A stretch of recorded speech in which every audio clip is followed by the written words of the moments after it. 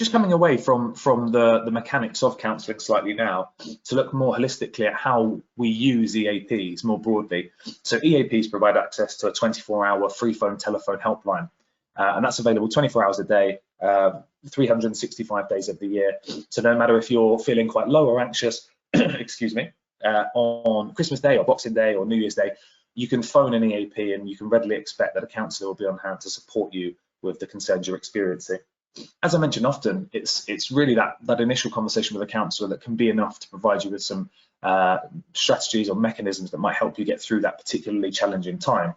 However, if it's not, and you decide that you would like further support from a counsellor, then you can always phone back in and speak to a counsellor again. And within Care First, as an EAP, we will conduct an assessment, our counsellors will conduct an assessment at that stage, really to understand whether a referral for sessions of counselling may be clinically indicated for you. And if it is, those sessions can be accessed via the telephone, via video, or also through face-to-face counselling in your local network. So you wouldn't be expected to travel particularly far to see a counsellor should it be clinically indicated. As well as that counselling service, there is access to advice and information services from Citizens Advice trained members of staff too, and I will come on to speak about that as we progress through the slides. And for those individuals who perhaps currently don't have the confidence, or they don't have the ability because of having colleagues or children around them to pick up the telephone, there is access through online counselling so that you can speak to a BACP accredited counsellor as well. We will also come on to speak about the management service in slightly more detail as well. It's really important to recognise that EAP support and counselling more generally isn't about the stimulus or the thing that's causing you to feel the way you're feeling. It's about how you feel. This slide here just outlines some of the headline issues people tend to associate with counselling. That can be family problems, bereavement, separation or divorce. It could be health problems or gender issues. The message here is absolutely we can support with these headline issues, so to speak, but we can support with the comparatively non-headline issues as well.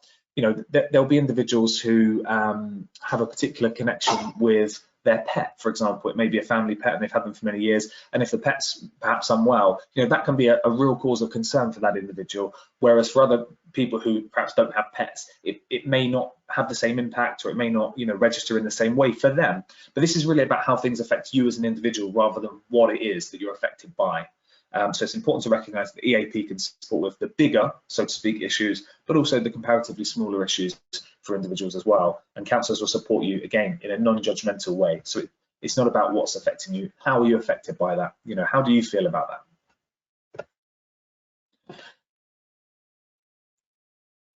EAPs in recent years have become more aware, really, of the role of managers within the organisation in disseminating information on EAP and really helping to drive engagement with EAP. So it's really important to recognise that as a manager within an organisation, you need to have a really good working understanding of the EAP. If for nothing else, so that if you're aware of an issue for a member of staff in your team, then you can confidently talk to them about the EAP and how we can support them, and importantly, what to expect when you call. So if you can speak with great confidence around that, then actually there's a higher chance that those individuals will go on to access support through Care First. Our management support service within Care First isn't there to support substitute the relationship between the manager and the employee. So we absolutely recognise the value of that, and that needs to remain. But this is about equipping a manager with the confidence to address difficult conversations. As a manager, you can speak to a management support trained counsellor at Care First 24 hours a day if you're concerned about perhaps a member of your team or something that's affecting people in the workplace, or even if you as a manager, you're concerned about something. If you're concerned about having a difficult conversation the following day with a member of staff in your team because you've got an annual appraisal to conduct, for example, then again, you as an individual can speak to a counsellor and perhaps have a conversation around how you can best approach that conversation. That could be so that you don't come across in a particularly aggressive or even defensive way. This is about having open, positive conversations, and sometimes a counsellor can equip you to have that conversation effectively.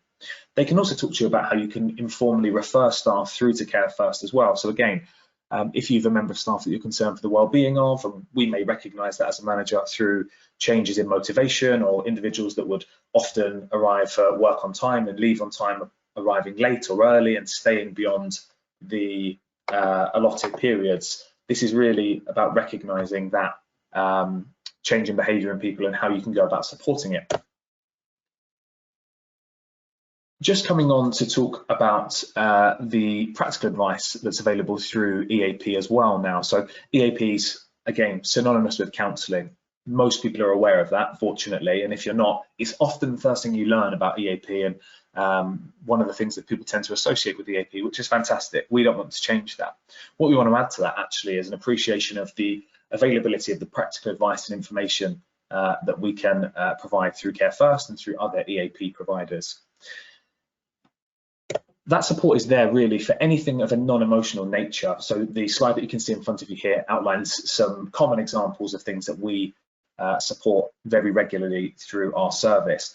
So it could be things like your car's being clamped and you want to understand your rights. You didn't see any signage to suggest that you could be clamped in that particular area.